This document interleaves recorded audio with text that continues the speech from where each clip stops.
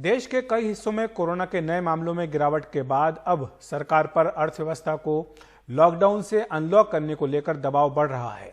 FICCI अध्यक्ष ने वाणिज्य मंत्री को चिट्ठी लिखकर अर्थव्यवस्था की कैलिब्रेटेड अनलॉकिंग को लेकर एक मैट्रिक्स सरकार के सामने रखा। दूसरी ओर व्यापारी संगठन भी दिल्ली में दुकानें खोलने के लिए इसी हफ्ते दुकानें खुल जाए ये मांग कर रहे हैं।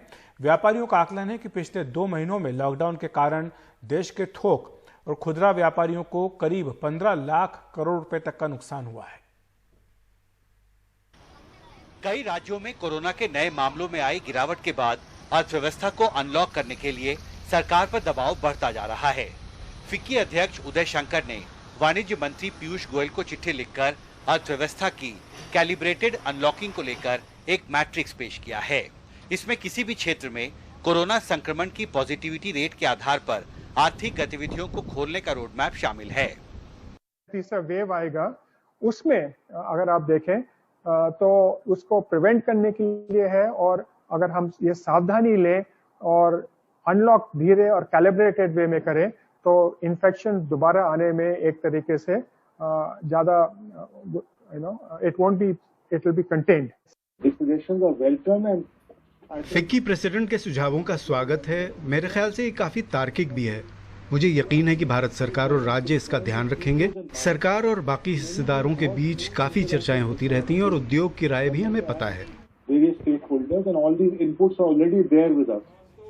उधर गुरुवार को राजधानी में कोरोना के 487 नए मामले सामने आए, जो 16 मार्च के बाद राजधानी में एक दिन में संक्रमितों का सबसे कम आंकड़ा है।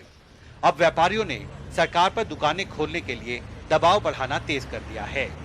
गुरुवार को confederation of all India traders ने दिल्ली के उपराज्यपाल और मुख्यमंत्री अरविंद केजरीवाल को पत्र लिखकर बाजारों को चरणबद्ध तरीके से खोलने की मांग की।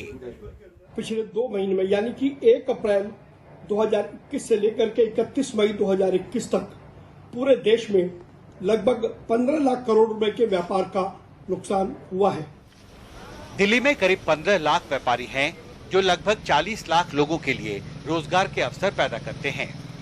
पिछले 2 महीनों में आर्थिक दृष्टिकोण से महत्वपूर्ण राज्यों में लॉकडाउन लगने की वजह से अर्थव्यवस्था की रफ्तार धीमी पड़ती जा रही है और पिछले कुछ दिनों में कई राष्ट्रीय और अंतर्राष्ट्रीय रेटिंग एजेंसियों ने आगाह किया है कि मौजूदा वित्तीय साल में जीडीपी की रफ्तार अनुमान से नीचे रह सकती है।